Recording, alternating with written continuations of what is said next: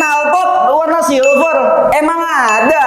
Ini dia, item H1 silver. Oke guys, jadi hari ini gue mau repaint knalpot Yamaha Mio yang udah diamplas nih. Ini siap untuk naik warna. Dan kalau biasanya repaint knalpot itu pakai warna hitam, kali ini gue mau bikin tampilannya sedikit beda. Gue bakal repaint dengan warna item H1 silver dari Samurai Pen. Langsung aja kita eksekusi knalpotnya. Yuk. Oke guys, langsung semprotkan item H1 silver pada knalpot kalian.